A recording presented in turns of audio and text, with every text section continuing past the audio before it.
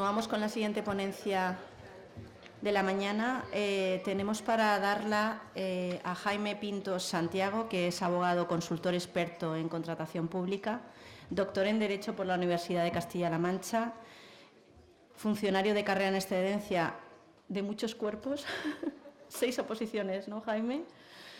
Y además ha escrito muchísimos artículos doctrinales, manuales también relacionados con la contratación pública, por tanto tiene una experiencia muy importante en este ámbito. Ha sido también profesor mío, cosa que también me enorgullezco. Y nada, él va a hablar de una parte importante de la nueva ley, de las nuevas directivas de contratación, que es la contratación electrónica, ¿no? Esto que nos imponen con la finalidad de ganar en transparencia, en integridad, en flexibilidad y en las herramientas que se establecen en la ley para flexibilizar la contratación a través de los procedimientos simplificados y supersimplificados, los sistemas dinámicos de adquisición, esos que la plataforma de contratación del sector público que todos utilizamos no tienen implementados a día de hoy, con lo cual tenemos que ir a contratar con otras plataformas porque la del Estado todavía no la ofrece, ni se espera de momento por falta de presupuesto. Y nada, sin más, muchas gracias, Jaime, y te dejo ya la palabra. Muchísimas gracias. Es un placer estar una vez más aquí. Agradezco muchísimo la invitación a los directores de la jornada, por supuesto a Beatriz Montes. Y bueno, pues es un placer nuevamente estar con todos ustedes. Bien, efectivamente, mi charla se llama Contratación electrónica, procedimientos que permiten la simplificación como sustitución a la contratación menor. Habla del procedimiento simplificado y supersimplificado a los sistemas dinámicos de adquisición. Bueno, en primer lugar, decir que el título de la ponencia, la verdad es que me ha gustado muchísimo. Bien, pues empezando con lo que es la charla.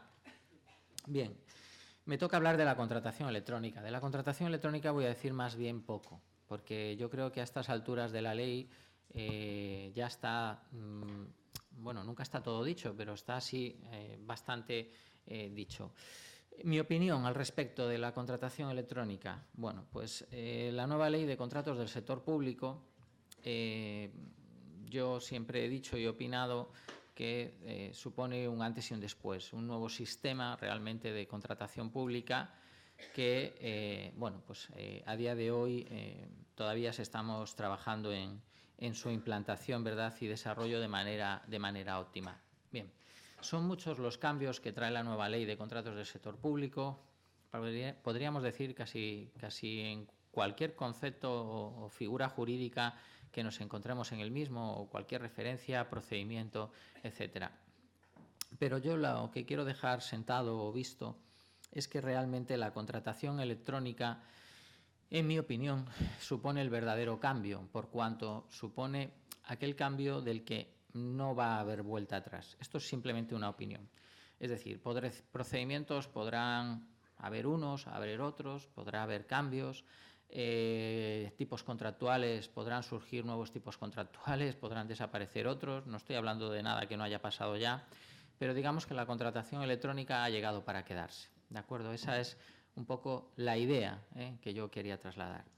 Desde ese punto de vista, y además recientemente he analizado la doctrina de los tribunales administrativos de recursos contractuales respecto de su parecer u opinión en cuanto a la presentación de ofertas electrónicas, quiero dejar sentadas dos ideas.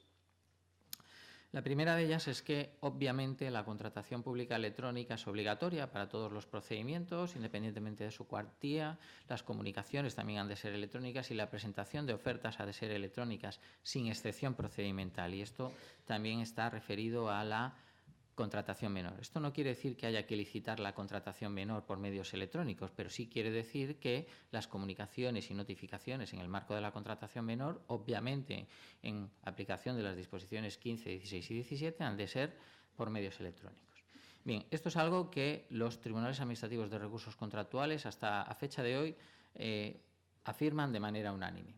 Donde encontramos divergencia en la doctrina no tanto actualmente en la doctrina de los distintos tribunales administrativos de recursos contractuales entre sí, sino más bien en la doctrina del Tribunal Administrativo de Recursos Contractuales Central, es en cuanto a las posibilidades de las excepciones establecidas en la disposición adicional 15. Y en ese sentido, últimamente estamos encontrando unos pronunciamientos que requieren o necesitan hacen la llamada a la necesidad de dotarnos de esa seguridad jurídica que nos podría dar la interpretación de esas excepciones establecidas no solo en el artículo 22 de la Directiva 2014/24, sino luego transpuestas literalmente a nuestra disposición adicional 15. Ahí es donde encontramos verdaderamente la controversia. No quiero profundizar mucho más en eso porque, bueno, pues de la contratación pública electrónica, digamos que esas son ahora mismo las cuestiones de actualidad. Se necesita de lege ferenda, ¿de acuerdo?, que el reglamento este del que se hablaba y por el que se preguntaba antes, que ni está y de momento no se le espera, porque, como sabemos, el plan anual que establece el propio título 6 de la Ley 39/2015 establece que todas las administraciones públicas deberán aprobar un plan anual normativo. Bien, al menos en el del Estado, y hasta donde yo he podido ver, ese anuncio no está. Por lo tanto, ahora mismo no podemos saber cuándo vamos a contar con ese reglamento. De ser así, ese reglamento, yo creo que para dotarnos de seguridad jurídica y confianza legítima debería definir correctamente, que no fuera ya no solo la jurisprudencia, sino la doctrina legal de los tribunales administrativos de recursos contractuales, ¿de acuerdo?, la que definiera esas excepciones. Lo digo porque ahora mismo no solo hay contradicciones, sino que hay bastantes controversias en cuanto a la aplicación laxa o menos laxa de esas excepciones, ¿de acuerdo? Pero insisto, no quiero que ese sea el objeto de mi charla. Bien. Dejando ya, por tanto, atrás la contratación electrónica, les presento, bueno, mis slides van a ser muy sencillitos. ¿Por qué presento en este caso el Juan Sebastián Elcano? Bueno, pues la verdad es porque estábamos hablando de contratación electrónica. Una de las curiosidades es que las horas de las plataformas se rigen actualmente por el reloj de la Armada, si no lo sabían, y ese está pues en la base naval de Rota. Entonces, bueno, pues el buque escuela, pues Juan Sebastián Elcano, ¿por qué no? Puede ser pues una bonita forma de navegar, como cualquier velero, ¿verdad? Bien, estamos ahora mismo, entonces, en esa disyuntiva, ¿verdad? Nosotros estamos en la nueva ley de contratos del sector público y yo las cuestiones que me pregunto es, o que les pregunto a ustedes, dado que mi ponencia versaba sobre las soluciones a los contratos menores, yo estoy seguro que si pregunto, y hasta les animo, por favor, a que me contesten, si son tan amables, ¿quiénes de ustedes, por ejemplo, tienen en sus instituciones una instrucción de contratos menores? Si deduzco que nadie levanta la mano, es que nadie la tiene, y yo sé que eso no es así. ¿De acuerdo? O sea, instrucción de contratos menores creo que tienen todos, casi, podríamos decir. ¿Tienen, por tanto, una instrucción de contratos menores? Sí, sí, perfecto. Adaptada incluso a la instrucción de la OIRESCON y a su nota aclaratoria. Bien. ¿Quiénes conocen, por ejemplo, el tanto por ciento exacto del presupuesto que dedican a la contratación pública? De su 100%. Ahora sí que, si no levantan la mano, entiendo que la respuesta es no. ¿Quiénes, por ejemplo, conocen el tanto por ciento de contratos que hacen, dato económico el primero que he preguntado, ahora pregunto un dato cuantitativo, del tanto por ciento de contratos que hacen, cuántos de ellos son menores? ¿Y cuánto de esa contratación menor supone el total del presupuesto? ¿Lo sabe alguien? ¿Lo tiene analizado en sus organizaciones? Bien. ¿Quiénes publican anualmente el Plan Anual de Contratación Pública que establece el artículo 28.4? Ahora sí que tienen que levantar todos la mano. Es una obligación legal. Muy bien. Vale. ¿Y quiénes, además de publicarlo, lo exponen al público de algún modo. Ya no solo me refiero en la publicación en el perfil del contratante, sino, por ejemplo, sé que un tanto por ciento de los presentes son de entidades locales, pues, por ejemplo, a las entidades locales del municipio. ¿Quiénes dedican una jornada, una mañana o varias a exponer ese plan de contratación a su tejido empresarial local? ¿Quiénes, por ejemplo, de los que aquí están, todos los órganos de contratación, saben el número de pymes que contratan con ellos? ¿Lo saben ustedes? Sí, muy bien. ¿Y saben el número de pymes de carácter local? Ese es otro dato que deberíamos tener en cuenta. ¿Quiénes saben, por ejemplo, de sus contratos de servicios cuántos trabajos o puestos de trabajo generan? Esto es importantísimo, ¿de acuerdo? Es decir, estamos hablando pues, de la importancia de la contratación pública. ¿Alguien lo sabe cuántos contratos, cuántos puestos de trabajo generan sus contratos de servicios, de concesión de servicios o de gestión de servicios públicos? Pues yo animo a hacerlo. No es algo que cueste mucho. Nosotros en el año 2010, en su día, lo teníamos ya. Evidentemente, no como ahora exige la ley, desagregado por género, pero si se animan a hacerlo, pues es algo que también pueden hacer. ¿Quiénes han tomado alguna medida, por ejemplo, para implantar la prevención de los conflictos de intereses a las que obliga no solo el preámbulo como un mandato de la finalidad de la ley, sino expresamente el artículo 64 de la Ley de Contratos del Sector Público? ¿Tienen instaurado en sus procedimientos de contratación algún procedimiento para evitar los conflictos de intereses, para detectarlos? Sí, veo una cabeza que me dice que sí. Al unísono, la mayoría, que levanten la mano. ¿Se han aplicado o no se han aplicado? Bien. Evidentemente ya no hablo de la publicación de un código ético ni de integridad en el seno del órgano de contratación, pero sí una serie de medidas que deben de ser al menos conocidas. Yo ya entiendo que no solo por las personas que operan en los contratos públicos a nivel interno, sino también por los licitadores, en virtud de ese principio de integridad y transparencia.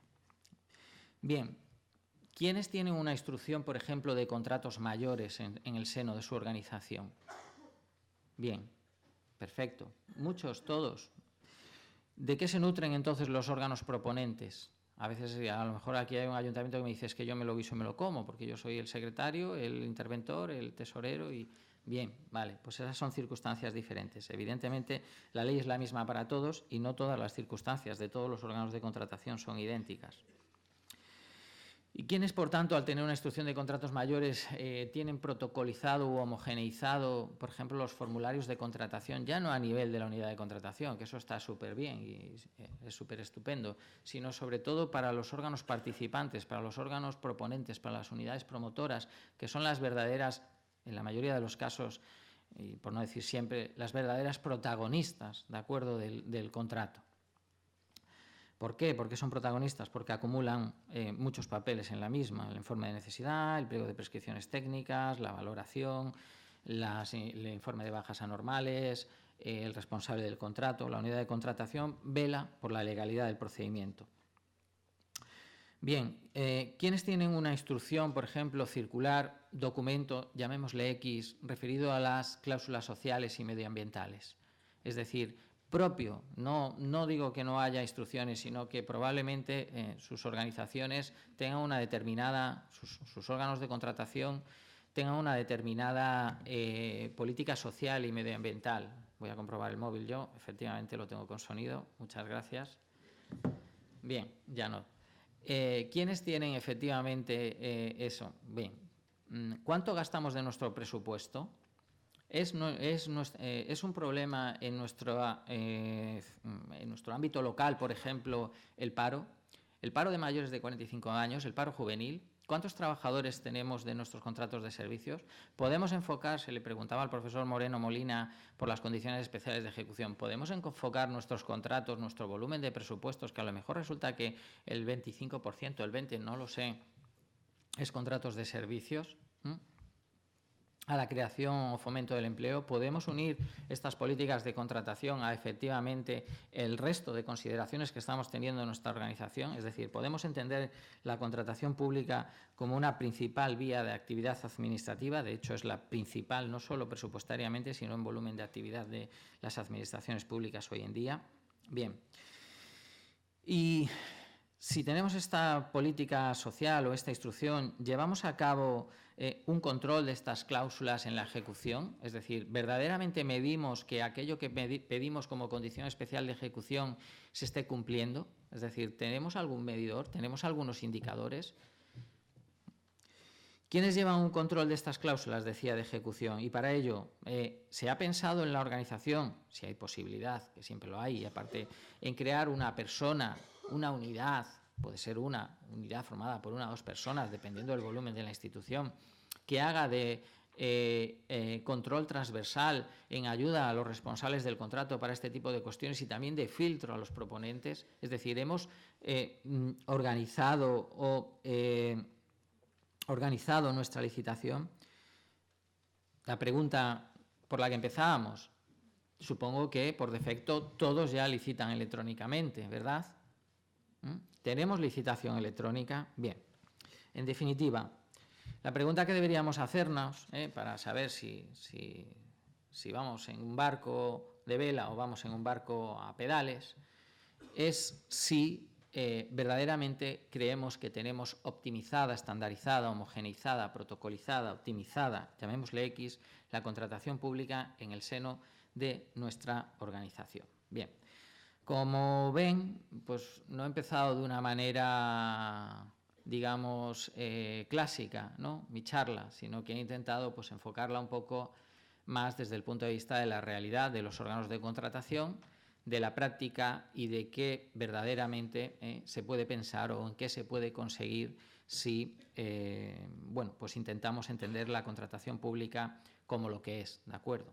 ¿Y qué es la contratación pública? Bueno, pues la contratación pública, evidentemente, tiene una relevancia, esto no es que lo diga yo, es que todos lo sabemos, económica, social, laboral, medioambiental, muy, muy importante. E incluso a nivel también de cumplimiento de objetivos políticos. Esto es algo que hay que destacar, lógicamente. Bien, ¿por qué? Pues por su importancia en el Producto Interior Bruto. Creo que en el 2017 la OCDE lo situaba en algo más del 29% del Producto Interior Bruto. Si atendemos a otros datos, se sitúa en torno al 20%. Bien, pero quedémonos con ese dato, por ejemplo, lo de la OCDE.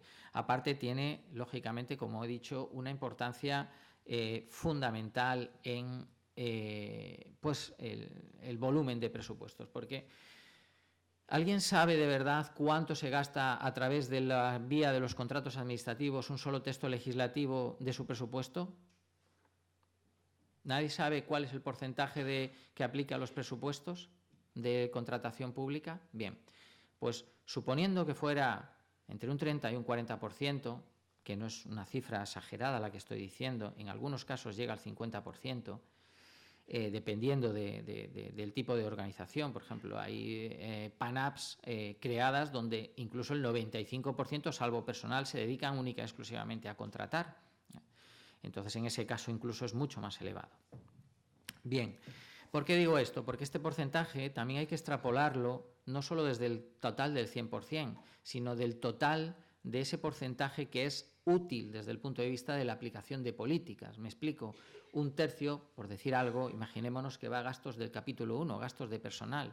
Por lo tanto, no estaríamos hablando ya de un 40%, sino que estaríamos hablando de un 40% del total, pero ese porcentaje hay que extrapolarlo de acuerdo a lo que verdaderamente gestionamos. A lo mejor lo que gestionamos pues es poco más del 50% del presupuesto. Por lo tanto, ese porcentaje sería exponencial. ¿Qué es la contratación pública? ¿Cómo la veo yo? Pues la contratación pública yo la veo como algo estratégico. Estratégico desde el punto de vista externo, del cumplimiento de políticas, tal y como estoy pues, intentando avanzar o he venido intentando avanzar a través de estas preguntas abiertas, ¿verdad?, que he formulado al auditorio y que yo mismo, de acuerdo, también me hago. Estrategia interna. Estrategia interna a la hora de organizar, homogeneizar y protocolizar la contratación pública, algo que también he querido poner de manifiesto.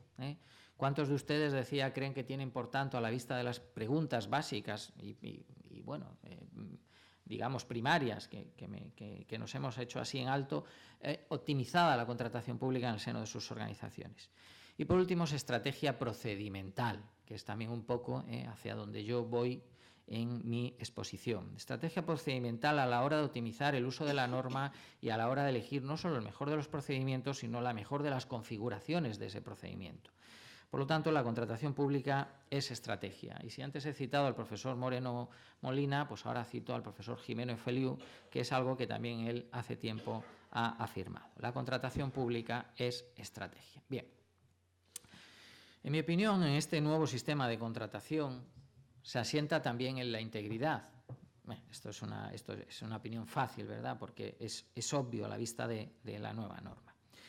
Integridad en la contratación pública como principio general, que opera igual que el resto de principios generales de la contratación pública y que opera, por tanto, de manera transversal. ¿Qué quiere decir de manera transversal? Que el principio de integridad se aplica en todo momento, para todos los procedimientos y debe ser tenido en cuenta por todos aquellos operadores, ¿de acuerdo?, tanto públicos incluso privados, es decir, por las personas intervinientes que actúan en el procedimiento. Y la integridad, y avanzamos como vemos, no se puede entender la ley de una manera aislada o como estoy queriendo dar a entender, sino que la ley hay que entenderla como lo que es, como un todo, ¿de acuerdo? Y como todo tenemos que entender que la integridad también ha supuesto límites a la aplicación de los procedimientos de adjudicación directa. Así, por ejemplo, el procedimiento negociado sin publicidad por razón de la cuantía, que todos sabemos ha desaparecido, o, por ejemplo, los importantes límites que se han establecido a la contratación menor, ¿de acuerdo? Que es un poco el fondo del título de la ponencia que hoy me habían puesto. Bien, derivado de todo lo anterior, este nuevo sistema de contratación pública obliga a algo que ya hemos mencionado y que hemos mentado, que Beatriz Montes ha dicho, nosotros sí tenemos, de acuerdo, plan anual de contratación pública. Obliga a la planificación, a la programación. Es decir, no se puede entender los límites a los contratos menores sin la aparición de nuevos procedimientos, el abierto supersimplificado, por ejemplo, o, sobre todo, en mi opinión, el sistema dinámico de adquisición, sin entender también esta necesidad obligatoria por ley, de acuerdo, de la planificación. En este sentido, también el otro día, en una conferencia, además que compartía con Beatriz, yo proponía que efectivamente el nuevo reglamento debería indicar el plazo en el que se ha de publicar este plan anual de contratación e incluso proponía de lege ferenda la posibilidad de que, eso habría que verlo porque es una norma reglamentaria, pero bueno, podría tener encaje en otra norma, de que se estableciera algún tipo de sanción administrativa para los órganos de contratación que no publican. ¿Por qué? Porque es casi imposible, en la mayoría de los casos, cumplir todos los mandatos de integridad y resto de principios generales que nos establece la ley, calidad, etcétera, etcétera, además de los principios calidad, sin esa necesaria y obligatoria planificación. Bien, pues entonces recordemos, por tanto, esa también obligación de planificar los contratos SARA y a aquellos que lo hagan, evidentemente, aprovechen las opciones que nos establece el artículo que regula la información previa, si la memoria no me falla, el 135, para efectivamente aprovechar y a la vez que hacemos el plan anual de contratación pública, de acuerdo, hacer ese anuncio de información previa para, llegado el momento, poder reducir a la mitad los plazos si es que así lo deseamos. Bien, pero es que esta obligación de planificar que se establece en el artículo 28.4 no se establece única y exclusivamente, o sí, se puede entender de manera expresa que se establece única y exclusivamente para los contratos sujetos a regulación armonizada, pero del resto de límites que operan en la norma y que los cuales, por ejemplo, he venido poniendo de manifiesto, también supone una obligación de planificar la compra de aquellos contratos de importe inferior al SARA. ¿Por qué? Porque efectivamente los límites a la contratación menor de algún modo nos obligan a planificar esta compra menor. Es inevitable, es inexorable. Por tanto, en esta nueva regulación podemos encontrar dos pilares, digamos, de este nuevo sistema de contratación, que son la integridad, ¿de acuerdo?, y la estrategia que ya he mentado antes. Bien. Es obvio, y esto lo hemos citado y por aquí hemos empezado, y he empezado por ahí simplemente porque el título de la ponencia se llamaba inicialmente Contratación Electrónica, que todo este nuevo sistema de contratación pública se basa, se inspira, ¿de acuerdo?, también o se sostiene o pasa, como queramos verlo o decirlo, por la contratación pública electrónica, sobre la que he dicho ya que no iba a profundizar más porque efectivamente ya es mucho lo que se ha escrito y digamos que ahora el acento hay que ponerlo efectivamente en la necesidad de seguridad jurídica y confianza legítima a la hora de interpretar las excepciones a la contratación electrónica que recoge la disposición adicional 15. ¿Y por qué se requiere esa seguridad jurídica? A la vista de las distintas resoluciones que está habiendo en los últimos tiempos, donde pues hay una serie de interpretaciones, como digo, que pues pueden parecer contradictorias o una cierta deriva hacia, pues no se sabe muy bien qué interpretaciones. Bien, teniendo en cuenta todo lo anterior, aparecen en el nuevo sistema de contratación pública, ¿de acuerdo?, nuevos procedimientos. Entre ellos, pues como ya saben, el procedimiento abierto simplificado, el procedimiento abierto súper simplificado y otros se potencian, que no es un nuevo procedimiento, como el sistema dinámico de adquisición. Bien. Voy a hablarles yo ahora de, efectivamente, estos procedimientos. Los procedimientos y cuantías.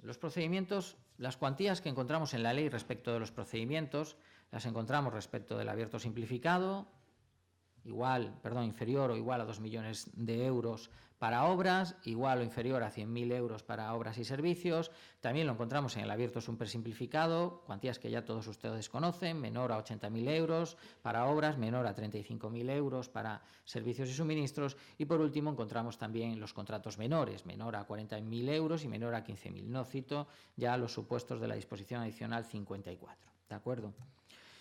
Para los organismos de investigación. Otros umbrales que encontramos son los de los contratos sujetos a regulación armonizada, que también conocen ustedes y que no voy a citar, y por último encontramos también como umbrales económicos los del recurso especial en materia de contratación. El caso de 3 millones para obras, concesiones y servicios y 100.000 euros, más de 100.000 euros de valor estimado para suministros y servicios. Cuando uno tiene que hablar de procedimientos, de alguna manera es inevitable, aunque yo intentaré evitarlo en la medida de lo posible, o por lo menos en esa parte iré más rápido, pasar por lo que dice la norma. Intentaré, o al menos, poner el foco, aunque pase por la norma, por cuestiones pues que puedan tener, o ya no un carácter más práctico, sino que puedan aportar algo de acuerdo al debate o a la práctica o a la solución a aplicar en estos procedimientos. Bien, sobre los contratos menores, no voy a exponer su régimen jurídico porque es de todos de sobra conocido. Sabemos que constamos con una nota, con una instrucción, la 1/2019 de la OIRESCOM y con una nota aclaratoria de la misma. Bien, lo que sí quiero decir es que es necesario tener internamente, y esa fue la primera pregunta que hice, no por azar, sino porque sabía que es la que la mayoría de los órganos de contratación fue de lo primerito que se intentaron dotar, de una instrucción para el control o un protocolo, llamémosle como queramos, para el control de los contratos menores. Es decir que aunque el acento se está poniendo o se ha puesto excesivamente en la no superación de ese umbral económico con carácter anual, teniendo en cuenta ya por fin que la OIRESCOM nos ha dicho que el carácter anual puede ser el del ejercicio, o debe de ser, o parece lógico que sea el del ejercicio presupuestario, yo creo que sobre todo donde hay que poner énfasis es en la no división del objeto del contrato, ¿de acuerdo? Y no tanto en el control.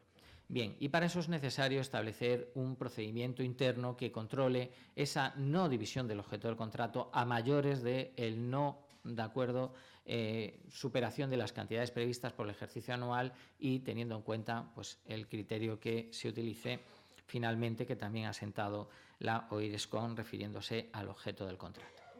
Bien, y en ese sentido lo que habría que hacer también para la contratación menor como límite o como control interno que no establecido en la norma ni está citado en ninguna instrucción, bajo mi punto de vista, es controlar que ese objeto del contrato que se quiere contratar a través de una contratación menor no esté ya contratado a través de alguno de los procedimientos que tenemos de acuerdo en nuestra organización. Sea un abierto, sea el tipo que sea un simplificado, sea un supersimplificado o sea un sistema dinámico de adquisición. Por lo tanto, ese es otro límite, ¿de acuerdo?, que sí debería comprobarse y que de alguna manera también debería, entiendo, quedar, si se hace un protocolo interno, constancia de esa circunstancia. Porque evidentemente, como todos ustedes saben, si nosotros tenemos un objeto contratado, no podemos comprar al margen de ese contrato, ¿de acuerdo? Bien, y esto que digo, lo digo pues con cierto conocimiento de causa, no desde el punto de vista, no hablo de mi experiencia, sino porque tampoco quiero decir que sea una práctica habitual, pero es una práctica que se puede dar, ¿de acuerdo? Por lo tanto, de algún modo, entiendo que a este protocolo de contratos menores, si ustedes ya tienen una instrucción, deberían añadirle, ¿de acuerdo?, este trámite más, de manera que efectivamente al menos quedará constancia en la documentación. ¿Y por qué? Porque vamos a hablar de los procedimientos de adjudicación y fundamentalmente acabaremos hablando de los sistemas dinámicos de adquisición. Bien, procedimientos de adjudicación. Ya he citado las cuantías. Me referiré al procedimiento supersimplificado y dirán, no pasa a las diapositivas, no. Las diapositivas todavía vamos navegando, ¿vale? Las pasaremos al final. Bien, las diapositivas son, el procedimiento son las cuantías, quiero decir, las cuantías son procedimiento abierto simplificado, ya las he citado, ¿de acuerdo? Bien, valor estimado igual o inferior a 2 millones de euros para obras y 100.000 euros para suministros y servicios. Yo no creo que haya sido azar que justo la aplicación del recurso especial en materia de contratación sea coincidente con el importe para la aplicación del procedimiento abierto simplificado. Creo que ahí el legislador ha tenido una clara intencionalidad que, bueno, a mí en este sentido, bueno, pues evidentemente, independientemente de que se podría pensar que la apertura del recurso especial en materia de contratación, que hay voces que lo defienden, podría o debería estar abierta a la totalidad de los contratos públicos, independientemente de eso, que es algo que no cuestiono, desde el punto de vista de la simplificación del procedimiento, pues entiendo que el legislador ha tenido, esa intencionalidad y así me parece. Bien, como sabemos, nos dice o nos da una clara intencionalidad, nos dice respecto de los criterios sometidos a juicio de valor, nos dice que no haya. Que no haya es una declaración de intencionalidad, bajo mi punto de vista, porque nos dice que no haya es que no haya. Si bien luego nos dice si hay, parece un poco contradictorio. Bien, pues interpretémoslo como tal. Bien, en todo caso, si hay, dice que serán de un máximo de un 25%, pero no quiero poner ahí el acento, sino que el acento lo quiero poner en el 45% para las prestaciones de carácter intelectual.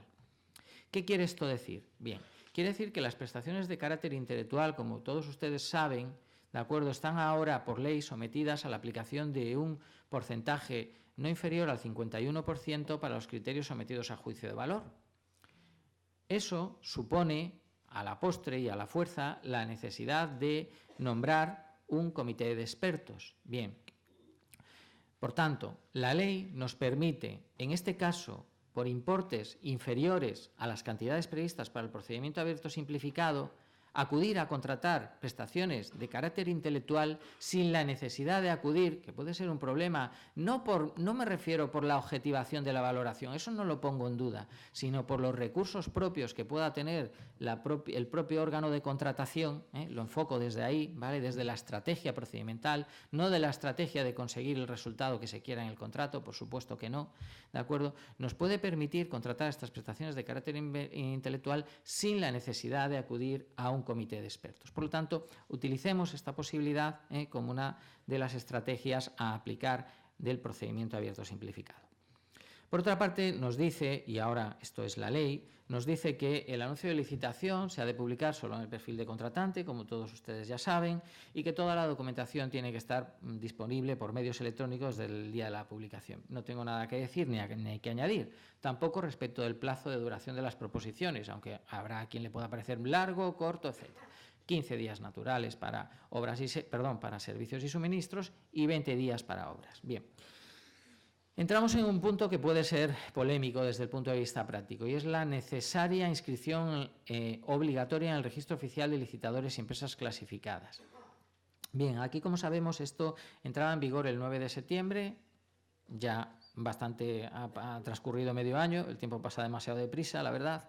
Bien, y aquí nos encontramos con una recomendación de la Junta Consultiva de Contratación Administrativa del Estado que nos dice o nos recomienda, de algún modo, no exigir esta inscripción hasta que, digamos, pase la situación de atasco, podríamos decir, que hay en estos momentos en el registro oficial. Bien, yo no me pronuncio sobre una cosa ni sobre la otra, simplemente pongo de manifiesto las posibilidades de que aplicar esta recomendación, a priori contraria a lo dispuesto por la Ley de Contratos del Sector Público, es una interpretación o una recomendación de la ley a sensu contrario, y contraria también a lo que, por ejemplo, dice la Junta Consultiva de Contratación Administrativa de Aragón en fechas similares, puede darnos, de acuerdo, objeto a algún recurso. Y bien, aquí habrá quien podrá pensar, bueno, desde el punto de vista de la estrategia y dadas las cuantías, no nos encontramos ante recurso especial en materia de contratación, luego es el mismo órgano de contratación el que ha de resolver. Y bueno, pues aquí quiero recordar aquello de que dictar una resolución injusta, sabiendo que es injusta, de acuerdo, es una tipificación penal.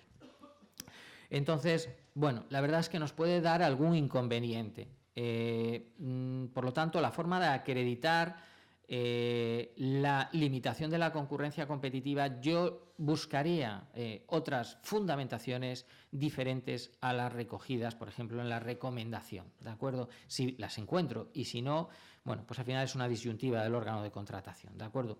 Lo peor que nos vamos a encontrar es que nos recurran el contrato administrativo por este motivo. Bien, declaración responsable no sujeta al formato DEUC. Hace poco se ha publicado al respecto un artículo que recomiendo en un especial monográfico que ha salido en doble volumen, precisamente referido a esta cuestión, a la utilización del DEUC en los distintos procedimientos. Mi recomendación es no pedir DEUC aquí. Vamos a ver, si estamos en un procedimiento abierto, simplificado, no lo compliquemos nosotros mismos. La ley no nos obliga, no nos exige, tampoco nos prohíbe, ¿de acuerdo? Pero no nos recomienda o nos permite utilizar una declaración responsable no sujeta al formato DEUC. Por lo tanto, es no el DEUC. Y esa es mi recomendación, que no utilicen el DEUC. Dice que no se pedirá garantía provisional, por lo tanto, no hay posibilidad en este supuesto, en este procedimiento, de, aun motivándolo, pedir garantía provisional. Si usted tiene fundamentos suficientes para pedir garantía provisional y lo va a pedir, no podrá utilizar este procedimiento, ¿de acuerdo? Luego nos dice que las proposiciones solo se presentarán en el registro indicado en el anuncio. Bien, ¿esto para qué tiene sentido? Quiero decir, cuando uno lo lee, dice en el anuncio, bien, este es un procedimiento, como sabemos, las contrataciones, en virtud de la aplicación de la disposición adicional 15, en determinados casos, imaginemos en un supuesto de presentación de muestras, pueden ser realizadas en formato papel, ¿de acuerdo? Pues bien, en esos casos, lo que indica este procedimiento, al ser un procedimiento abierto simplificado, es que aún en esos casos, el único registro válido es el registro indicado en el anuncio, lo cual deshabilita esas posibilidades de presentación por otros medios o en otros registros. Bien, habla de uno o dos sobres, dependiendo de, efectivamente, si hay criterios sometidos a juicio de valor o no, y que la documentación administrativa, en mi opinión, habrá de estar en el primero. Bien, en todo caso nos dice que debe de haber un acto público de la oferta, y aquí incido en esto. Es decir, no podemos aplicar supletoriamente lo dispuesto en el artículo 157.4, que dice que cuando las ofertas económicas se hablan por medios electrónicos podrá prescindirse del acto público. ¿Por qué? Porque así lo dice la ley, que yo no lo interpretaba así, pero porque así lo dice la Junta Consultiva de Contratación Administrativa del Estado. La Junta Consultiva de Contratación Administrativa del Estado, en esta interpretación, ha sido literalista, ha sido purista, y efectivamente dice que ni aplicándose la contratación electrónica se podrá prescindir del acto público. Se podrá compartir o no, ¿de acuerdo? Pero al menos tenemos esa y a efectos prácticos y para no tener problemas, pues la verdad es que yo no lo suprimiría, aunque insisto que en este caso concreto no comparto la decisión de la Junta Consultiva por cuanto deshabilita la opción del 157.4, que sí que es aplicable a otros procedimientos de mayor cuantía. Da una serie de motivaciones la Junta Consultiva y, bueno, esta es la recomendación. Bien, dice que si existen criterios de adjudicación valorables mediante juicio de valor, ¿de acuerdo? Habrá un plazo no superior a 7 días para valorar. Bien, aquí lo que quiero indicar, pese a algunas, a lo mejor, voces que dicen que esto podrá realizarlo el técnico, para mí sigue siendo una competencia de la mesa de contratación. No se puede eximir, de acuerdo, de esta competencia a la mesa de contratación bajo ningún concepto, bajo mi punto de vista, en virtud del 326 de la ley y resto de preceptos concordantes. Bien, tras el acto público nos dice que el procedimiento, el 159, en la misma sesión la mesa procederá a evaluar y clasificar las ofertas. Y aquí yo advierto, ojo al 159.4f. También les recomiendo un artículo publicado en la revista del Instituto Vasco de Administración Pública, en el próximo número de la revista que estará próximo a salir, donde se analiza esta cuestión. ¿Y qué cuestión es la que se analiza? Bueno, pues es la cuestión siguiente. La ley, en el 159.4f, nos dice al final, en el cuarto punto, que se requerirá a la empresa que ha obtenido mejor puntuación mediante comunicación electrónica para que constituya la garantía definitiva, así como que aporte el compromiso al que se refiere el artículo 75.2 y la documentación justificativa, etcétera, etcétera. Y le da 7 días hábiles. Pero a continuación, en párrafo siguiente, dice, y leo, abro comillas, en el caso de que la oferta del licitador que haya obtenido la mejor puntuación se presuma que es anormalmente baja, o sea, en el caso de que la oferta del licitador que haya obtenido la mejor puntuación y al que se le acaba de requerir, ¿de acuerdo?, se presuma que es anormalmente baja por darse los supuestos previstos en el artículo 149, la mesa seguirá el procedimiento previsto en el artículo en cuestión que refiere a las ofertas anormalmente bajas, lo que quiere decir que le pedirá aclaración. Lo que quiere decir, siguiendo el íter procedimental de la ley, que es algo que bueno, pues tenemos que tener en cuenta, si seguimos el tenor literal de la ley, lo que nos está diciendo es que al propuesto como adjudicatario, es decir, evaluadas y clasificadas las ofertas, si ese está en curso en presunción de temerariedad, le tendremos que pedir justificación de las ofertas. Bien, mi recomendación es seguir lo previsto para el resto de procedimientos, lo dispuesto en el 149 y 150 de la Ley de Contratos, lo que hemos hecho toda la vida. Es decir, entiendo que no se puede llegar al propuesto de adjudicatario a uno que está en presunción de anormalidad y no sabemos si su oferta es anormal, porque si su oferta es anormal tendremos que excluirle y llamar al segundo, ¿de acuerdo? Y el segundo no nos dice que le pidamos también si está en anormalidad, sino que automáticamente adjudicaríamos. Además, la clasificación de las ofertas se haría en cuenta teniendo una, al menos, o más ofertas anormales, lo cual desvirtuaría totalmente la clasificación, ¿de acuerdo? Entonces, mucha atención a esta cuestión porque puede dar, no siempre, pero en ocasiones, a adjudicaciones injustas, desde el punto de vista de haber adjudicado a la oferta económicamente no más ventajosa si hubiéramos tenido previamente en cuenta, como en cualquier otro procedimiento, insisto, las ofertas anormalmente bajas. Por lo tanto, atención al tenor literal de ese precepto, porque digamos que puede dar lugar a confusión. Finalmente, nos dice que, siendo así, hecha la propuesta de adjudicación, se comprobará en el registro oficial de licitadores y empresas clasificadas. Vamos a ponernos en el hipotético supuesto y en el ideal de los supuestos de que en ese registro oficial de licitadores estuviera absolutamente todo. Cuando digo todo, es todo. De manera que solo nos haría falta requerir a la empresa seleccionada la garantía definitiva. ¿De acuerdo? Bien.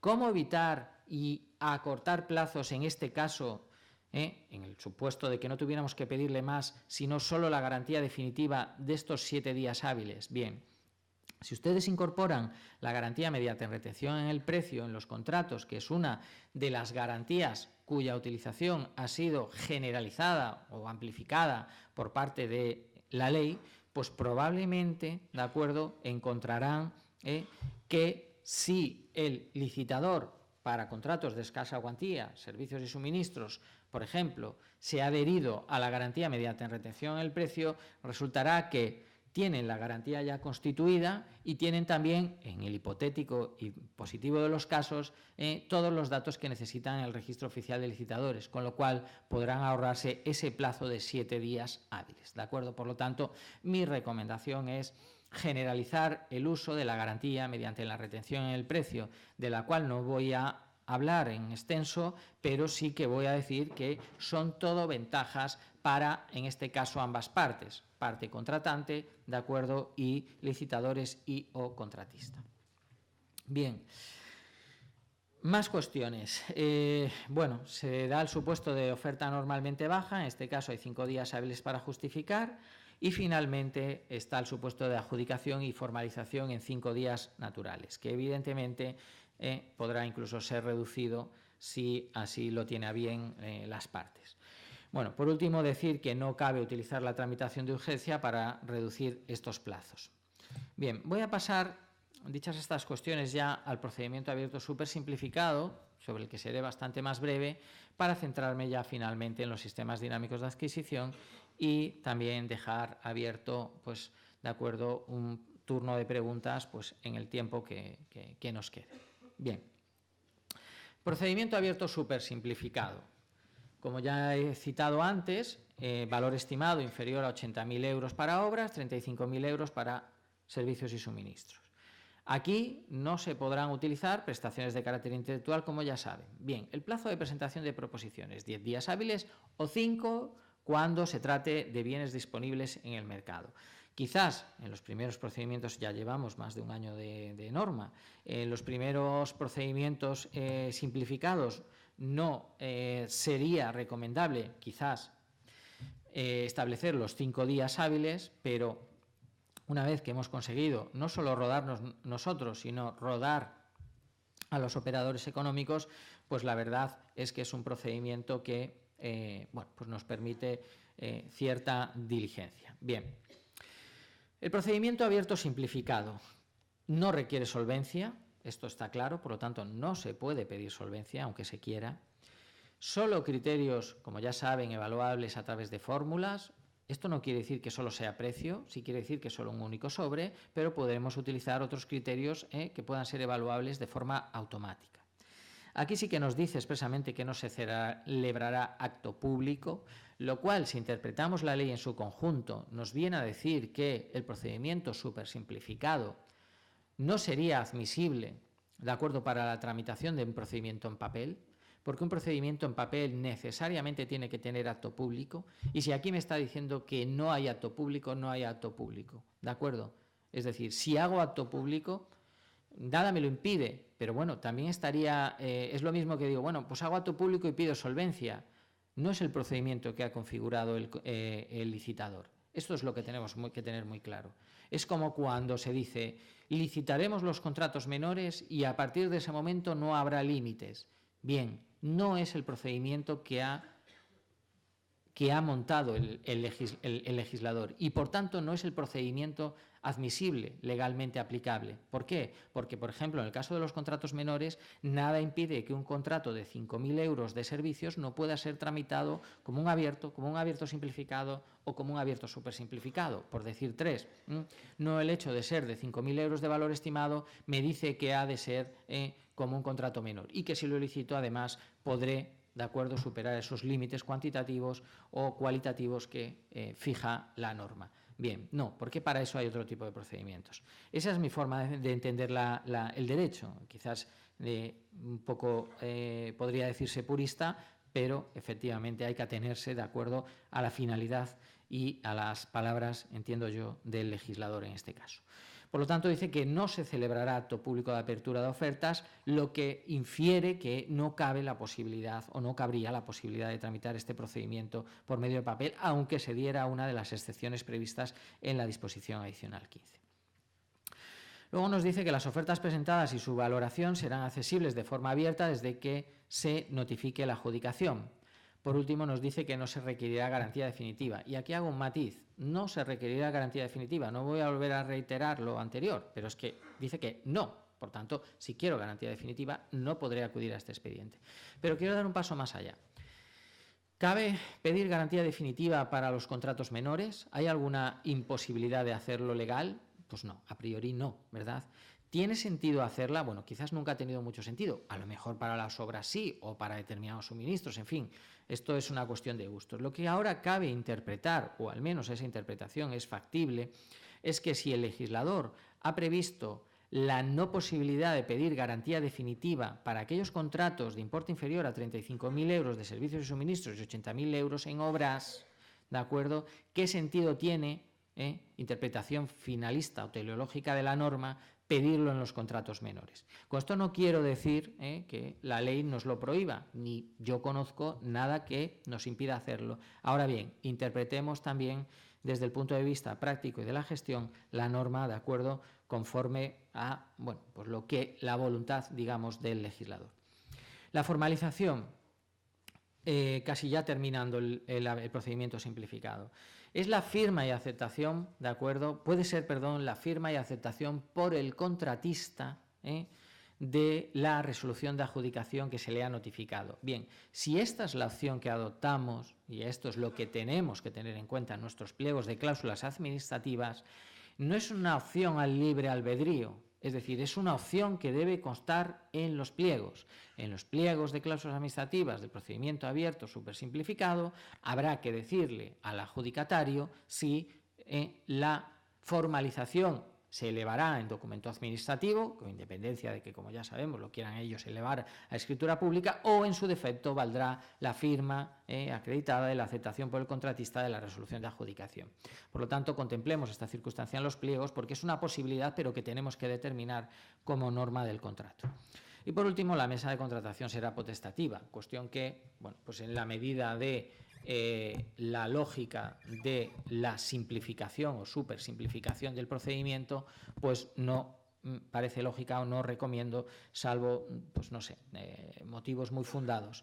Pero en principio yo es algo que no aplicaría, teniendo en cuenta además que los criterios son criterios que se someten a reglas automáticas, es decir, que se podrá hacer la valoración de las ofertas de manera automática, informáticamente. Quiere decir que no se requiere solvencia, que no se requiere garantía definitiva, es decir, no se requiere una serie de cuestiones donde la mesa sí tendría un papel que aquí no tiene sentido, sería ralentizarlo. Bien, ambos procedimientos, siendo muy generosos y suponiendo que todo vaya muy bien, podríamos decir que desde el momento en el que se anuncia en el perfil del contratante correspondiente, en el caso del simplificado, y la ley creo que cita un mes, podríamos tenerlo en el caso de un mes. Ya sé que la realidad es diferente, estoy diciendo muy generoso en el mejor de los casos.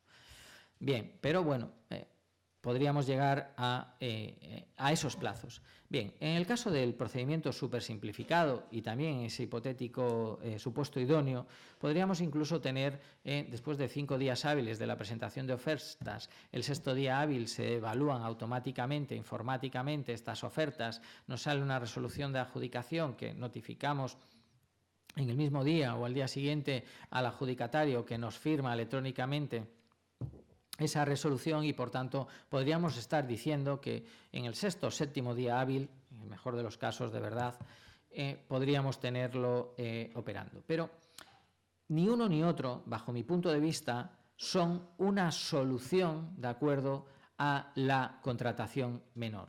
¿Por qué? Porque tanto uno como otro requieren de una serie de actuaciones preparatorias previas que son las propias de cualquier contrato.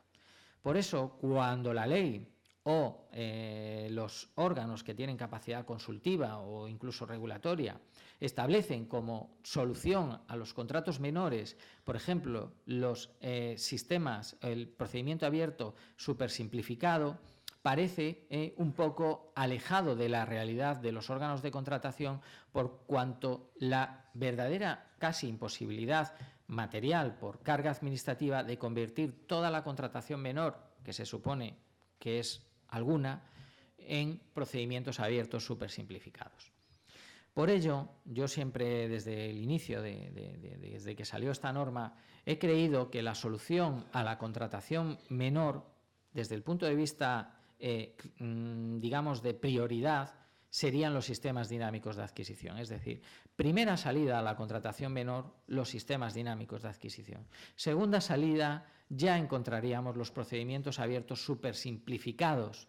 E incluso el procedimiento abierto simplificado, en mi opinión, al final no sería una solución, lógicamente, a la contratación menor, por las cuantías, sino que si buscáramos algún sustituto, bueno, pues podría estar en la sustitución del procedimiento negociado sin publicidad, por decir algo, o realmente es una alternativa al procedimiento abierto. Hay muchos órganos de contratación que dicen que es un procedimiento poco práctico y que no se difiere mucho del abierto en sí mismo. Incluso prefieren seguir tramitando el abierto. Por lo tanto, quedemos en ese orden de prioridades. Y todo viene y todo está interrelazado, porque para hacer sistemas dinámicos de adquisición hay que tener contratación electrónica, para hacer sistemas dinámicos de adquisición hay que tener planificación, ¿de acuerdo? Para hacer sistemas dinámicos de adquisición tenemos que saber cuál es nuestro volumen de contratación menor, ¿de acuerdo?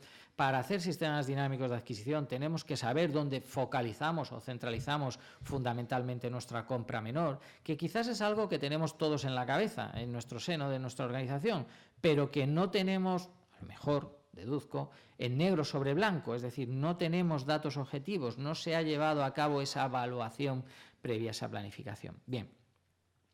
Voy a dar, en el tiempo que me resta y teniendo en cuenta que, bueno, pues que dejaremos un turno de preguntas, que bueno, Beatriz ya me avisó que tenía que salir corriendo si acaso, ¿de acuerdo? Bueno, pues yo al albor de lo que me diga la organización, pues iré modulando los tiempos.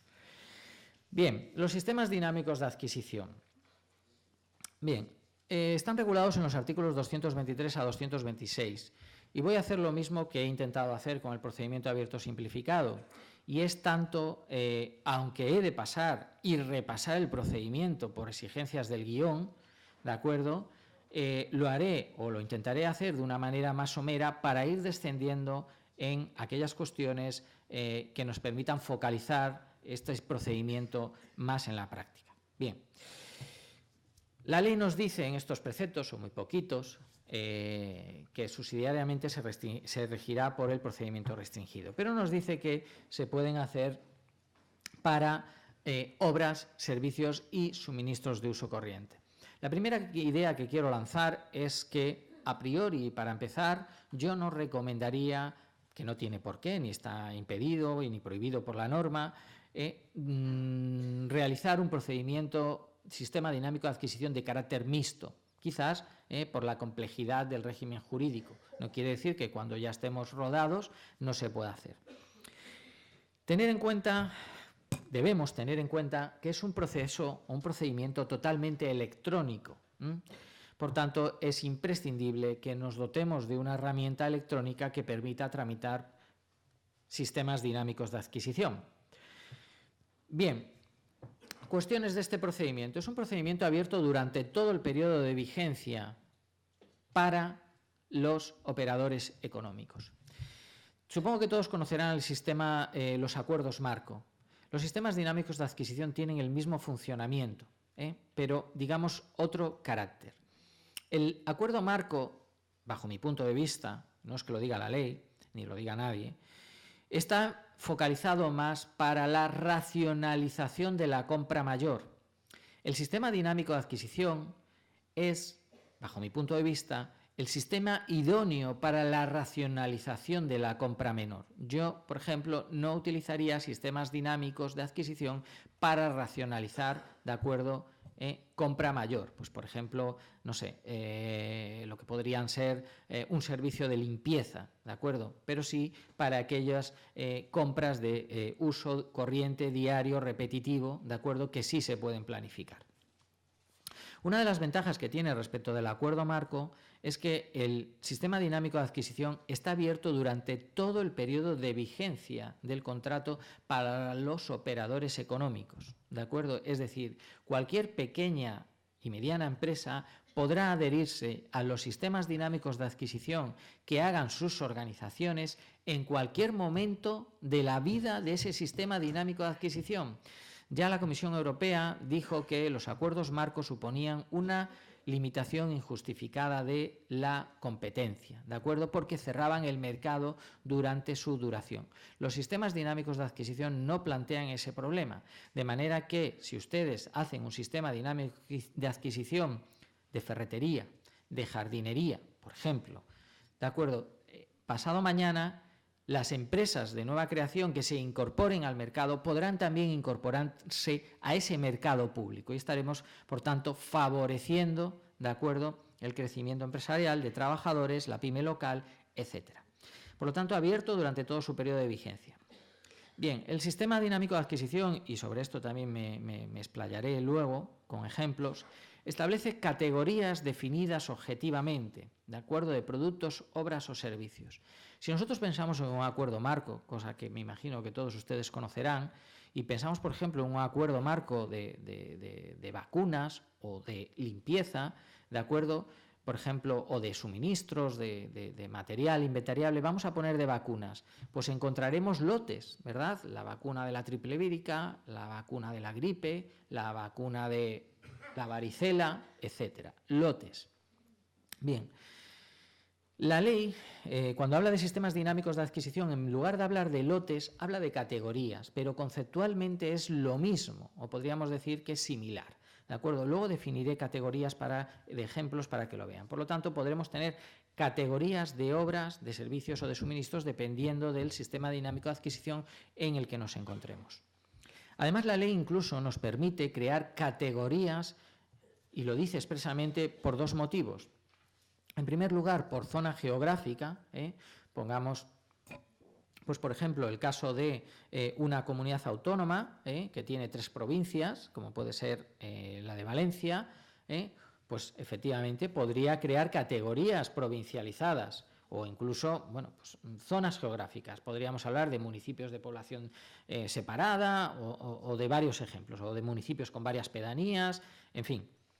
E incluso admite una categoría que la denomina como el volumen máximo admisible de contratos, lo cual cabe interpretarlo como, digamos, de alguna manera el cajón de sastre. Es decir, si nosotros imaginémonos que hacemos un sistema dinámico de adquisición de obras, entiendo de obras menores, no estoy hablando de asfaltar todo el pueblo, sino de aquellas obras repetitivas, de sustitución de alcantarillas, si no la tenemos incluida en otro contrato, de reposición de señalización, etcétera, etcétera, etcétera. Estas obras menores que se dan en todos los municipios, ¿de acuerdo? Pues a lo mejor habrá una serie de obras que no lleguemos a categorizar lleguemos a incluir en ninguna de estas categorías que luego ejemplificaré. Por lo tanto, nos permite hacer como una especie de categoría que sería el cajón desastre y que iría determinado por el, como dice la ley, tenor literal, volumen máximo admisible de contratos dentro de esa categoría. Bien. Otra cosa importante, la contratación pública es estrategia. Los sistemas dinámicos de adquisición, al igual que los acuerdos marco, no requieren de presupuesto base de licitación. Esto es una ventaja añadida muy importante. No requieren de un presupuesto base de licitación. Por tanto, lo único que se requiere es de un valor estimado, es decir, de una estimación de la compra menor, o de la compra, vamos a dejarlo, estamos hablando de, así se llamaba la ponencia, sustitución de la compra menor por procedimientos. Pues voy a decirlo, de la compra menor, una estimación de esa compra menor en la vigencia del contrato. Por lo tanto, importante. No afecta al presupuesto y no se tiene que hacer retención de crédito para licitar el sistema dinámico de adquisición. Las retenciones de crédito, como diré a continuación, vendrán luego en los contratos derivados de ese sistema dinámico de adquisición. Bien, por lo demás, en la elaboración de los pliegos, ¿de acuerdo?, no dista de otros procedimientos, en cuanto a que, bueno, pues hay que determinar la naturaleza, la cantidad estimada de compras previstas. Digamos que lo más característico de este procedimiento es que la ley nos dice que en el pliego de cláusulas administrativas se ha de establecer el modo de funcionamiento del sistema dinámico de adquisición, entendido como el modo en el que se van a, por ejemplo, tramitar esos contratos derivados del sistema dinámico de adquisición, también, por ejemplo, en cuanto a sus normas contables. Quiero avanzar primero en esta exposición, ¿de acuerdo? Y luego, como he dicho y he indicado, avanzaré, ¿de acuerdo?, en cuestiones un poquito más prácticas. Pero primero creo que es preciso que entendamos las bases, los puntos esenciales de este procedimiento, conforme está configurado en la norma. Artículos 223 a 226, ¿qué nos dicen también? Pues nos dicen que ha de publicarse, ¿de acuerdo?, un anuncio en el perfil de contratante, como cualquier otro, y su periodo de vigencia. Y aquí otra ventaja añadida con respecto no solo a los acuerdos marco, sino con respecto a cualquier otro tipo o procedimiento contractual, que el plazo de vigencia se puede establecer por el órgano de contratación. Esto quiere decir que se le puede dar un plazo de vigencia superior a los 5 años, debidamente fundamentado. Por ejemplo, imaginemos un sistema dinámico de adquisición de suministro de bienes de jardinería en una entidad local. ¿Desde cuándo se viene dando el suministro de jardinería y hasta cuándo se podrá dar?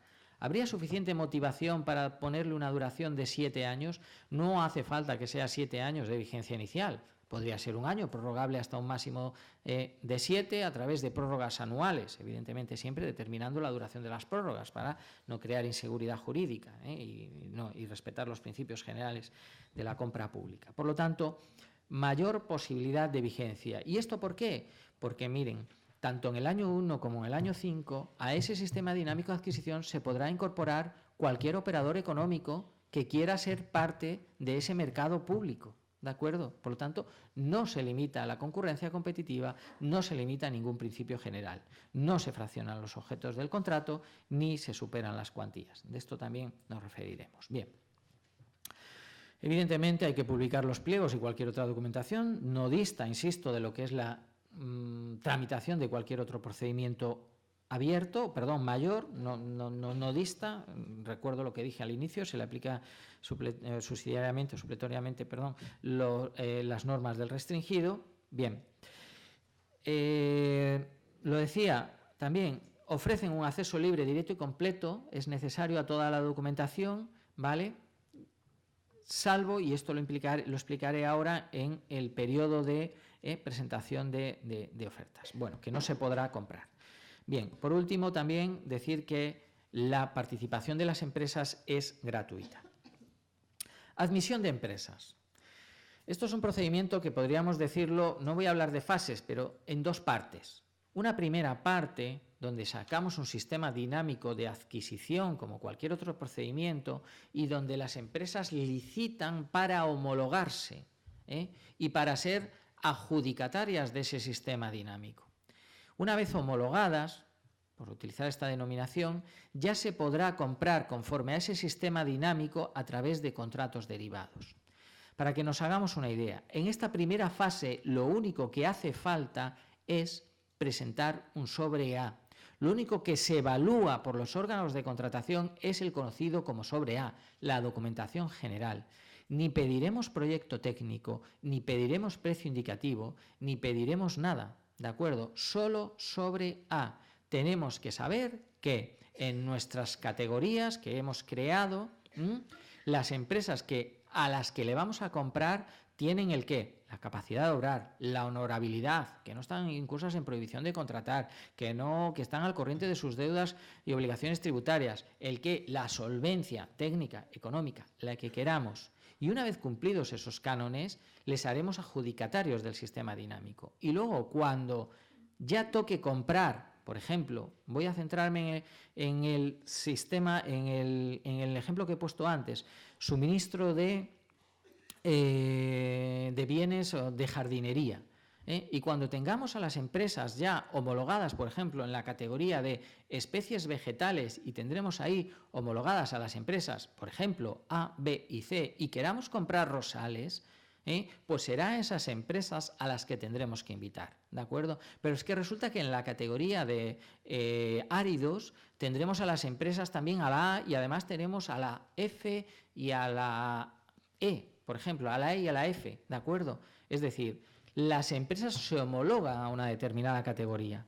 Voy a seguir con el procedimiento y luego desciendo más a los ejemplos. He querido meter esto porque no sé hasta qué punto todos ustedes conocen más o menos el sistema dinámico. Bien, ya lo he dicho varias veces, durante todo el sistema dinámico cualquier empresario interesado podrá solicitar participar. ¿Cómo es el plazo mínimo de presentación de ofertas?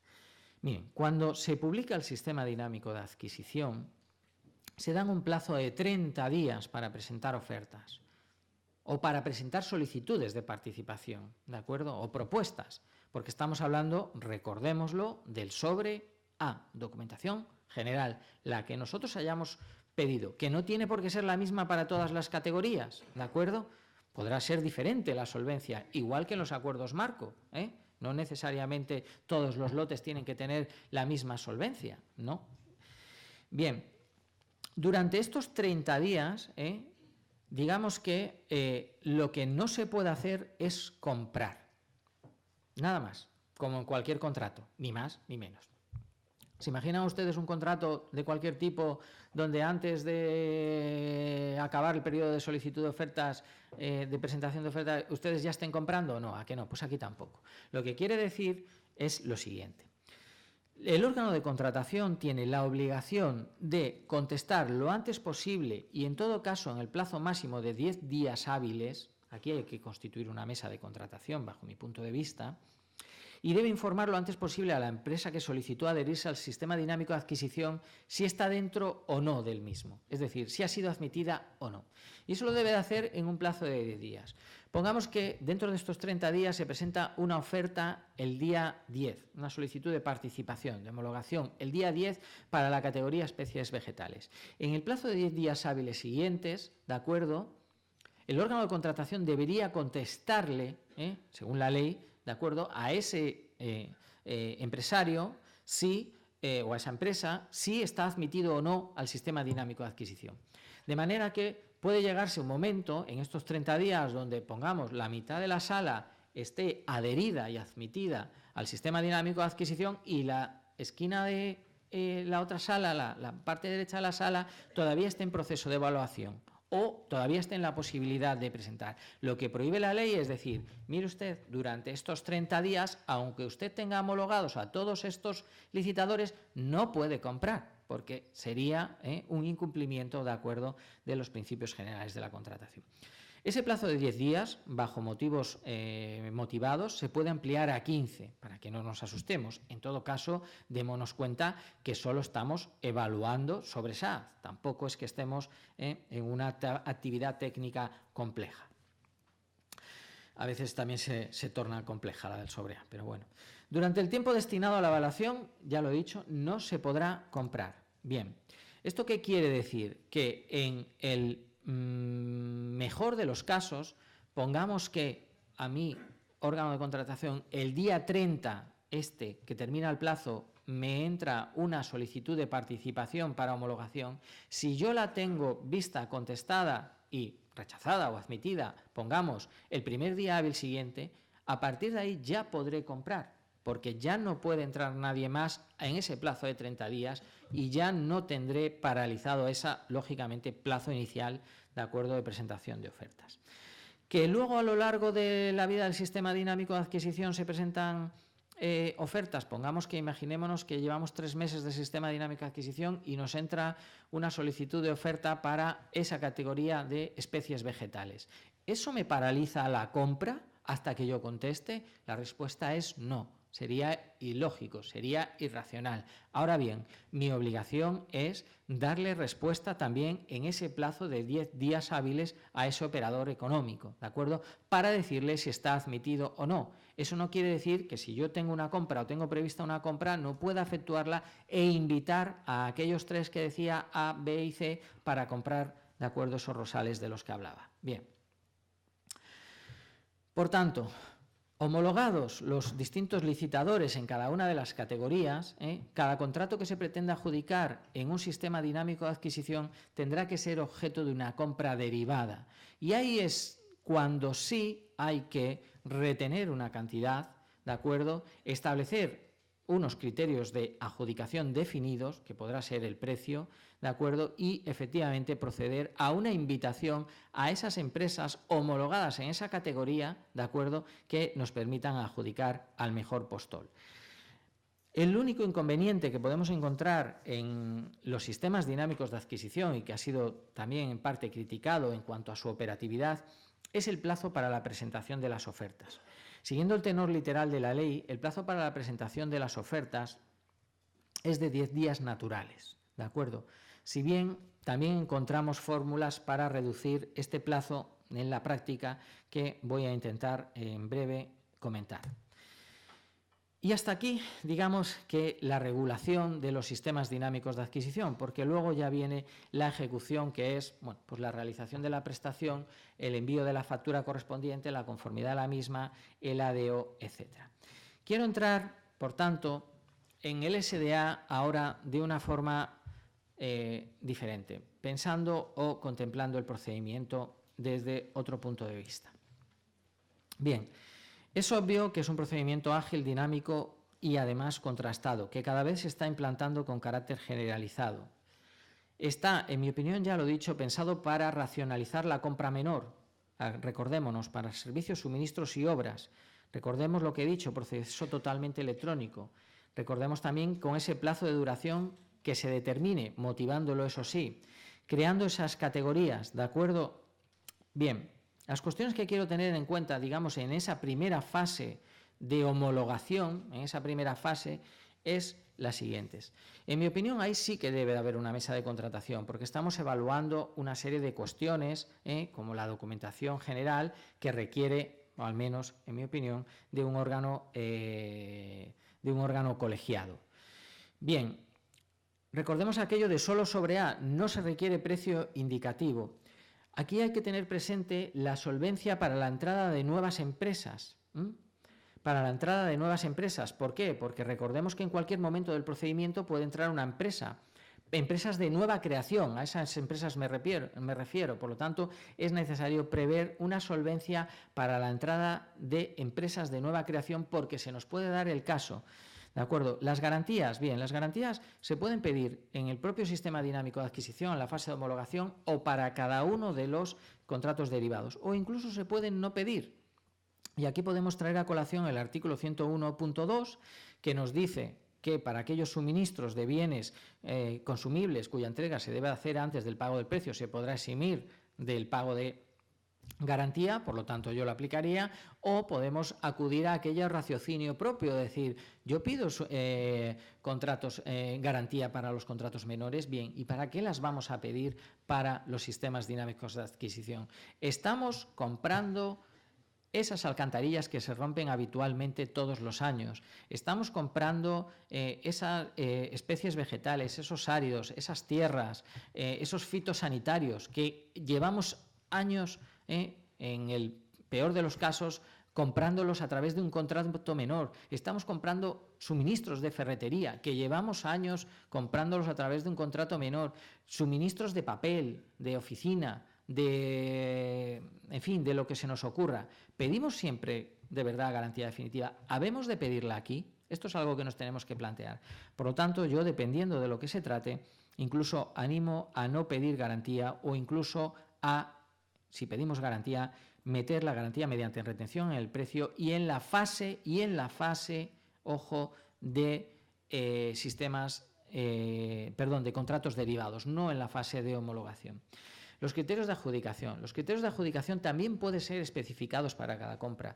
Esto es otra cosa que nos preocupa mucho. Bueno, ¿y yo cómo hago esto? ¿Y cómo hago un pliego de prescripciones técnicas de todo esto? No, mire usted, es que el pliego de prescripciones técnicas de un sistema dinámico de adquisición en el momento de la homologación a lo mejor no pasa de los, 3 hojas, porque son características generales.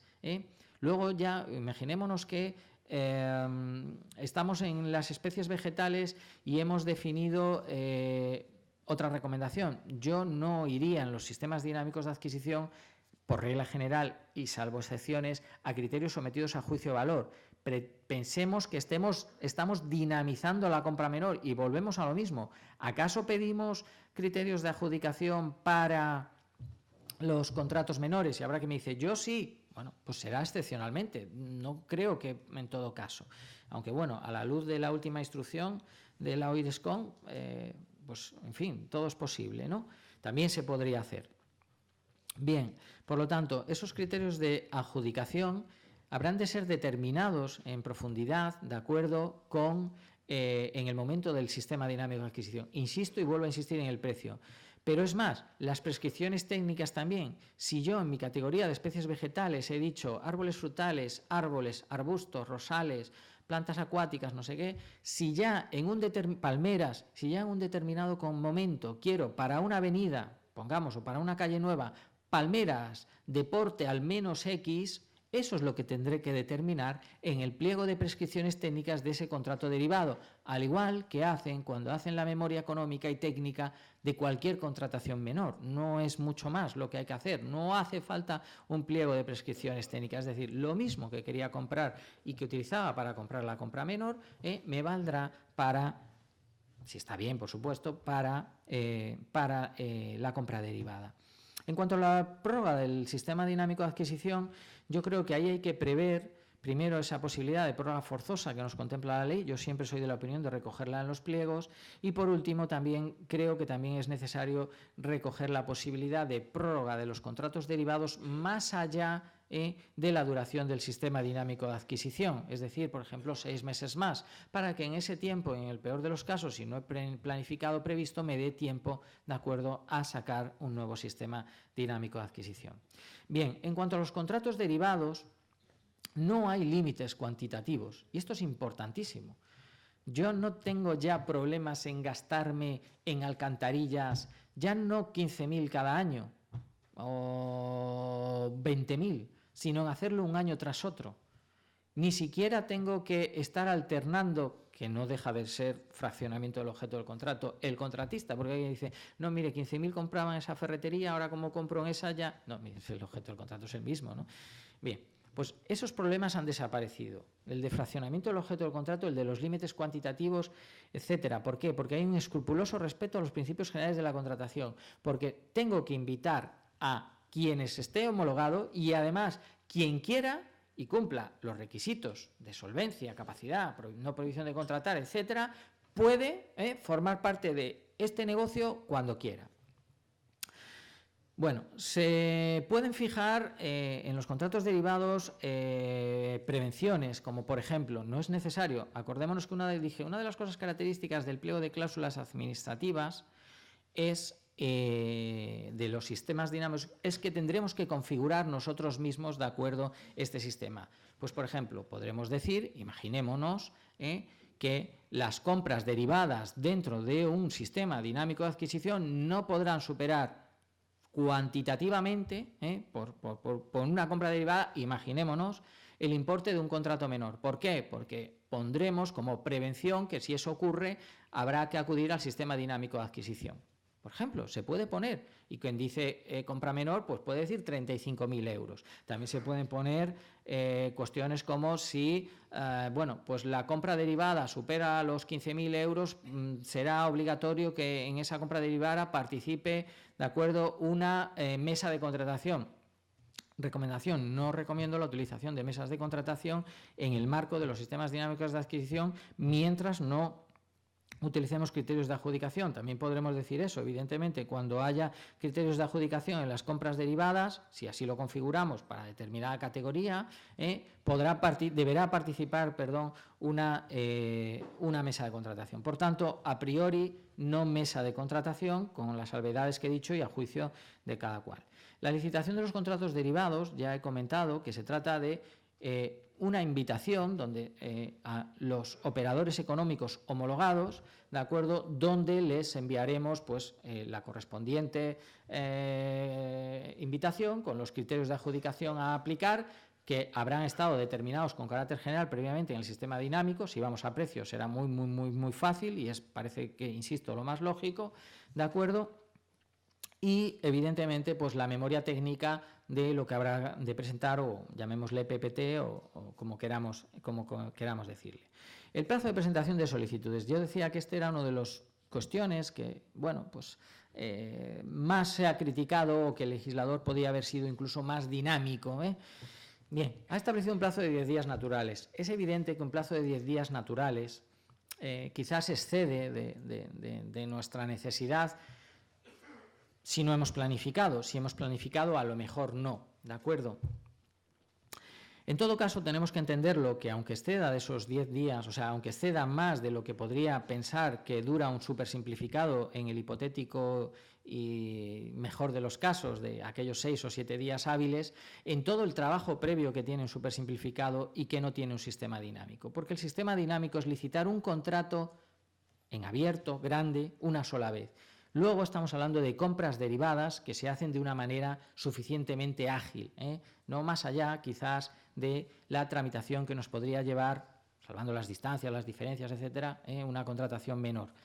Pero esos 10 días naturales nos pueden echar para atrás o evidentemente hay que reconocer al menos que no es un plazo demasiado corto. Bien, podemos utilizar fórmulas para acortarlo, por ejemplo en el modo de funcionamiento del SDA, estableciendo una declaración como anexo en el pliego de cláusulas administrativas en la que se posibilite la oportunidad a los licitadores homologados en una categoría a que renuncien a presentar, ¿de acuerdo?, oferta en una contratación derivada. Pongamos que yo quiero comprar a esas palmeras, tengo 3 licitadores, me tengo que esperar, si los 3 no me presentan la oferta, 10 días. En cambio, si yo incorporo un procedimiento y digo que, efectivamente, con un modelo para que puedan renunciar a presentar oferta a ese procedimiento derivado en concreto, la compra de esas palmeras, pues resulta que a lo mejor el tercer o cuarto día me encuentro con la oferta de 2 licitadores y la renuncia de buena voluntad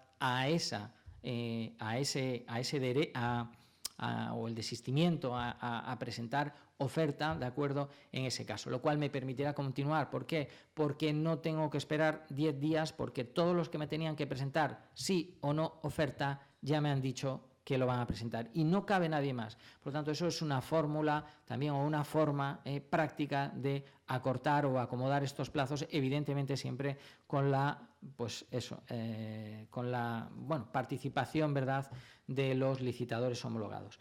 Dicho sea de paso, no se les puede establecer ningún régimen sancionador por no presentar esa renuncia, no se les puede obligar, no se les puede excluir por no renunciar, ¿de acuerdo? Si tenemos por lo que fuere que esperar los 10 días, pues habrá que esperar, ¿de acuerdo?, los 10 días. También se pueden establecer posibilidades, como por ejemplo decir que si un licitador no presenta son ejemplos, esto no está en la ley, 3 ofertas continuadas a una misma categoría, pues será excluido. Ahora bien, esa exclusión no le podemos impedir volver a presentarse.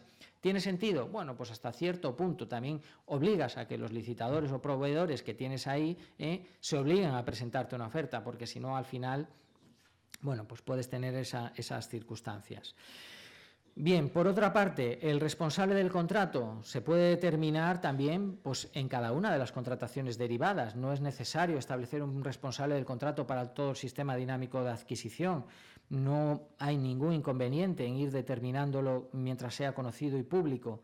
La adjudicación, esto es importante, es la perfección del contrato. No es necesaria la firma del contratista. Nada más adjudicado, el contrato derivado se perfecciona.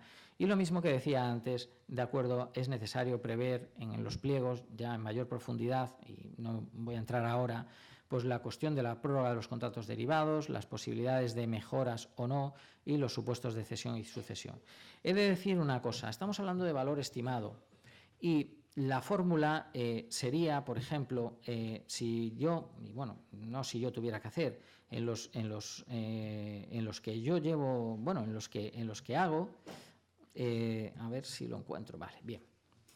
En los sistemas dinámicos de adquisición, lo lógico, por ejemplo, para establecer el valor estimado del contrato es partir de la compra menor que hemos querido categorizar de acuerdo en los últimos años. ¿Qué partimos? ¿De 1 año, de 2, de 3? Bueno, pues yo partiría para empezar de 5 años. ¿Por qué 5 años? Porque estaría cogiendo la compra de un año preelectoral más una legislatura. Quienes están en el ámbito local saben que hay una diferencia importante. Bien, eso nos da una estimación, lo cual nos puede dar una media, eso nos da un total, que nos da una media que podemos elevar motivadamente un 20%. Estamos en un valor estimado. Lo único que nos va a determinar es el procedimiento. He dicho un 20, puede ser un 10, puede ser un 15, a juicio de cada cual. Evidentemente motivado, no un 20 porque sí, sino un 20 porque, pues no sé, se prevé un aumento en la población, porque, en fin, dependiendo de las circunstancias en concreto, pues cada cosa, cada objeto contractual tendrá su motivación. Y luego, además, tenemos que o podemos aplicar la modificación cuantitativa del 204 del 20%, amparada también por la disposición adicional 33 para aquellos suministros o servicios de uso corriente que no se tiene, de acuerdo, la certeza de cuál va a ser el consumo de los mismos. Por lo tanto, al final estamos en un valor estimado amplio, alto, generoso, que solo nos va a suponer una retención de crédito en el momento en el que vaya a comprar ese contrato derivado en concreto, lo que fuere, ¿de acuerdo? Y que nos va a permitir, bueno, pues a priori, si hemos hecho este valor estimado objetivo, teniendo en cuenta la compra menor por categorías de los últimos 5 años, por ejemplo, pues evidentemente no nos debería llevar a demasiados sustos, en cuanto a que efectivamente pues nos hayamos quedado cortos en nuestra estimación. Más cosas que les digo, por ejemplo, de los sistemas dinámicos de adquisición. Por ejemplo, algunos ejemplos. Un sistema dinámico de adquisición, por ejemplo, de suministro de materiales de obras. ¿Cuáles podrían ser las categorías? Pues las categorías podrían ser, este es amplio, es de un ayuntamiento grande, materiales de construcción, elementos de madera para construcción, otra categoría, elementos de fundición, elementos de acero, emisiones y aglomerados, escollera, áridos, tierra vegetal, ferretería, materiales de pintura, señalizaciones verticales, material eléctrico. Son ejemplos, hay más. Estaba buscando el de jardinería, pero no lo he abierto. Un ejemplo de sistemas dinámicos de adquisición de obras. Pues, por ejemplo, podríamos hablar estamos hablando de obras menores, obras de construcción de zonas verdes y espacios libres. Estoy hablando de ejemplos reales. Obras de jardinería, por ejemplo, obras y reparaciones de metalistería, obras y reparaciones de albañilería, obras y reparaciones de carpintería, pequeñas obras y reparaciones de fontanería y saneamiento. Todo esto está dentro, por ejemplo, de la regularización de la compra menor de un sistema de jardinería. En este caso, a mi opinión, a buen criterio, en vez de hacer un contrato, un sistema dinámico de adquisición mixto de suministros y obras, hicieron uno de suministros y otro de obras. Yo creo que para empezar era la primera recomendación que daba. ¿De acuerdo? ¿Qué han conseguido? Pues evidentemente regularizar toda la compra menor, todo lo que antes hacían a través de compra menor en este municipio en concreto, a través de bueno, pues en este caso concreto, 2 sistemas dinámicos de adquisición. Pero no quiero dejar de poner un ejemplo que me parece muy interesante y muy fácil, que es por ejemplo, el sistema dinámico de adquisición para regularizar la compra menor de la jardinería, de los suministros de jardinería. Por ejemplo, esto es un ejemplo real. Se trata de un sistema dinámico de adquisición que se está poniendo en marcha, que pretende regularizar, ¿de acuerdo?, la compra menor que se venía haciendo durante mucho tiempo, durante muchos años, en materia de jardinería. Y se han creado, después de estudiarlo detenidamente, las siguientes categorías: especies vegetales, tierras vegetales, piedras, esto tengo que verlo porque yo no soy técnico en jardinería, entonces, acceso a jardinería y fitosanitarios. 5 categorías. Les voy a poner ejemplos. ¿Qué hay que hacer en este pliego de prescripciones técnicas? Definir suficientemente las categorías. ¿Qué es definir suficientemente las categorías? Pues decir qué está compuesto cada una de estas. Es fácil. Han analizado su compra pública y además su compra pública menor de los últimos años, y además han sido generosos en aquellas otras digamos, ocurrencias o posibilidades, no ocurrencias, perdón, posibilidades que se podía dar en la compra, por ejemplo, de especies vegetales. La definición de la categoría de especies vegetales está compuesta por árboles de jardín, frutales, arbustos, palmeras y plantas exóticas, plantas vivaces y acuáticas, grasas y cactus de interior, aromáticas, bulbosas, rosales, césped, bueno, tepes de césped y semillas. Bien, ¿qué quiere decir esto? Bien, aquí nos encontramos ya con dos disyuntivas. La posibilidad de crear una categoría o una subcategoría. ¿De acuerdo? Categorías, porque la ley no prohíbe crear subcategorías. Imaginémonos que nosotros tenemos suficientemente controlada nuestra compra menor y sabemos cuáles son las categorías de especies vegetales, la categoría de especies vegetales, y además tenemos o sabemos qué nos hemos gastado en cada una de estas subcategorías que he citado, que en este caso no son subcategorías. Por ejemplo, en árboles de jardín. Bien, como aquí se trata de seres vivos y se trata de algo que no podemos, evidentemente, saber cómo va a responder ni cuáles van a ser nuestras necesidades, se puede aplicar simple y llanamente la división en categorías, en este caso especies vegetales, sin entrar a subdividir en estas subcategorías, sino que todas estas plantas o estos seres vivos o especies vegetales formen parte de la categoría y de un montante total, X, el que sea, el valor estimado que haya salido, ¿de acuerdo? Y dentro de ese valor estimado me permitirá comprar a mi necesidad, pues más o menos árboles, más o menos palmeras, ¿de acuerdo? ¿Qué criterios, por ejemplo, al inicio podemos establecer para decir, pues mire, nosotros nos vamos a ceñir por esta categoría? ¿Por qué? Porque resulta que de nuestro estudio objetivo de la compra anterior hemos llegado a la conclusión que solo podemos llegar a una categorización por aplicaciones presupuestarias. Pues tenemos fundamentación suficiente para decir, mire, yo no puedo dividir en árboles de jardín ni árboles frutales porque no tengo capacidad de saberlo. Otra de las cuestiones que también tenemos que tener en cuenta es si todos nuestros licitadores tienen la posibilidad de suministrarnos a la par, imaginémonos, rosales o árboles frutales, porque habrá quien se dedique única y exclusivamente a los rosales. Bien, pues ahí mucho cuidado, por ejemplo, en establecer limitaciones a la no posibilidad, es decir, si usted no me presenta 3 ofertas a la categoría, no quedará excluido. ¿Por qué? Porque si he definido la categoría solo como especies vegetales, no subdividiendo, y hago esto, pues al de rosales, que solo vende rosales, lo haré polvo probablemente enseguida. Es decir, todas estas cuestiones que no son difíciles de tener en cuenta y no van más allá de un pensamiento y una conversación técnica, ¿de acuerdo?, nos llevan a la mejor de las soluciones. En fin, yo ya lo he comentado, ¿de acuerdo? Creo que he expuesto un panorama más o menos práctico de lo que puede ser o debería ser y de lo que consiste la contratación pública. Tenemos las posibilidades en la ley, ¿de acuerdo? Pues que yo siempre he creído que la ley es una buena oportunidad, ¿de acuerdo? No digo que sea una buena ley, pero sí una buena oportunidad para hacer las cosas mejor, y en ese sentido podemos ser lo ambiciosos que queramos, más o menos, ¿de acuerdo? Es evidente que si tenemos en cuenta estas cuestiones que he dicho, o la mayoría de ellas, pues oye, surcaremos los mares de manera cómoda, y si no, y ahora sí paso las diapositivas, este será, de acuerdo, pues nuestro futuro, y no estaremos ahogados, ¿verdad?, en el día a día. Esta es una realidad, ¿eh? Bien, en ese sentido, el mensaje que quiero trasladar finalmente es que muchas veces nos dan la solución, o la solución existe, y nosotros nos ocupamos en decir no gracias porque estamos demasiado ocupados. Lo que tenemos que darnos cuenta es si verdaderamente en nuestras organizaciones, si tenemos las posibilidades, estamos demasiado ocupados tirando de un carro lleno de piedras con las ruedas cuadradas. Eso es lo que tenemos que valorar, ¿de acuerdo?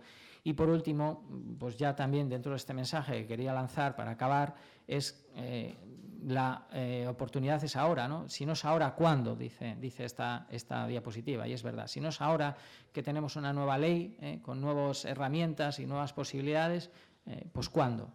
Esa es nada más. Muchísimas gracias y muy amables.